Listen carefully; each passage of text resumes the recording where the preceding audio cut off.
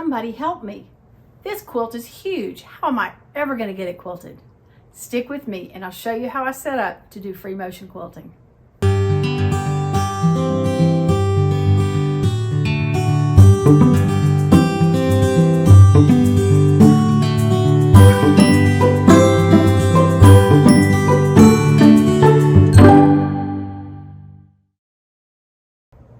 Hey guys, welcome back to Frances Quilts. Today we're going to be talking about how to set up a machine to quilt a really big quilt. Before we start, let me show you a few products that I'm using that are making this so much easier. The first thing I want to show you are these wonderful dog grooming bars. Now, we don't own a dog, and my husband thought I was absolutely nuts when I asked for these for my birthday, but they are wonderful for supporting the quilt. You can clip it right here, and it just helps lift that quilt up off of the table. The second thing that I'm using are these blocks right here. They are from Christa Watson of Christa Quilts, and they just clamp on really easily, and they do a great job of keeping that quilt from falling off.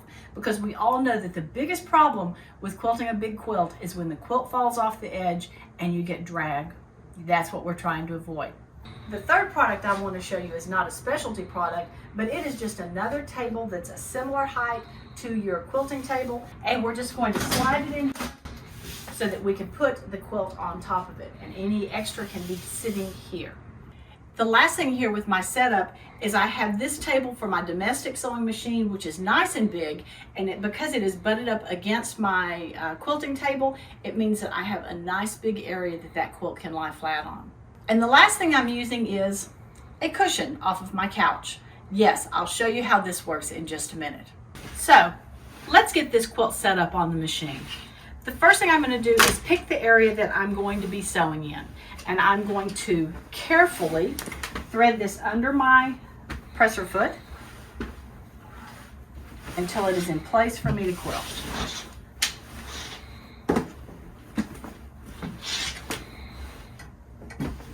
When I have my area that I'm sewing on under the needle, then I'm ready to set up the rest of the area. I'm going to start with this, the first of the dog grooming bars, and I'm going to clip this quilt in. Come to the other side and do the same thing and clip that quilt. The only thing that you have to watch out for here is making sure that you haven't clipped it so tight that you can't get to where you want to go. If that happens, just clip it somewhere else and it will work beautifully. You can see here that these clips are holding that quilt up and taking the weight off of the table, which is what we want to do. Now, I'm going to just spread my quilt out, making sure that it's not falling off the edges, getting it as flat as I can, having some on this table, and the bars holding the rest of it. Next, let's talk about chairs. It's important to have your chair high enough that when you are sitting at the machine, you have pretty much a right angle right here.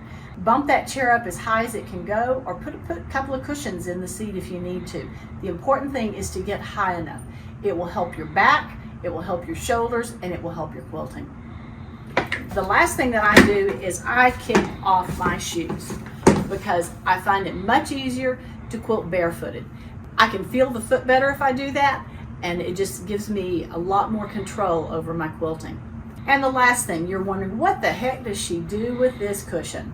Well, I put it in my lap and I put the quilt over the top of it. That way it's keeping the quilt from falling over this edge and causing drag that way. If it is here, it is up at the same height as everything else. So now we're pretty much ready to quilt. Now, a lot of you are saying, but you have a sit-down long arm. And yes, I do. It makes it so much easier because I have a lot more room. But a lot of these techniques are going to work on your domestic machine as well. These dog bars, they can be put on different sides to help lift that quilt up. The quilt blocks from Christa Quilts, those can be clipped onto your table and help you as well.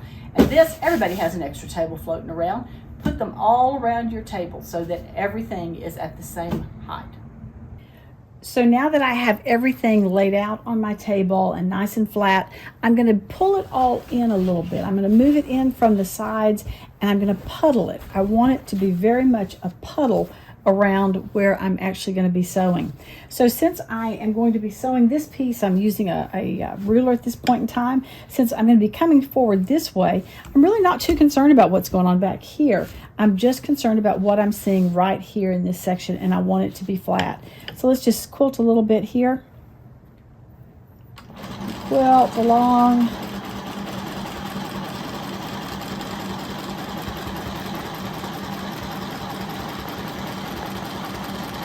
When I get to a stopping point, I'm going to puddle again. I'm going to re-puddle again. I'm going to make sure this area is flat right through here. I'm going to put my ruler down again, and I'm going to start quilting again. Again, I'm only concerned about this area right here. As long as this other stuff over here is out of my way, and as long as it's not tugging on this one way or the other, I don't care where this is. Now this will work on a domestic machine as well. You just have to push through on that one side that you've got that's up against the rest of the sewing machine. Just shove that through as best you can. Get the area that you're quilting on, whether it's this big of an area or whether it's this big of an area. Make sure that area is flat, and then start your quilting. That's the only part that you have to worry about, is that part right there between your hands. Okay, that's it. All I need to do now is start quilting. This is a big quilt, and I have been concerned about quilting it. Frankly, I've been scared of quilting it, but I'm finding that I'm having so much fun, and having this set up has just made it so much simpler. That's it for today. Thanks for joining me, and I look forward to seeing you next time on Frances Quilts. Remember, if you like what you've seen, be sure to give it a thumbs up and subscribe. Please check out my website and daily blog at francesquilts.com, and I can be found on Facebook and Instagram at Frances Quilts. Thanks so much for joining me. Hope to see you again soon.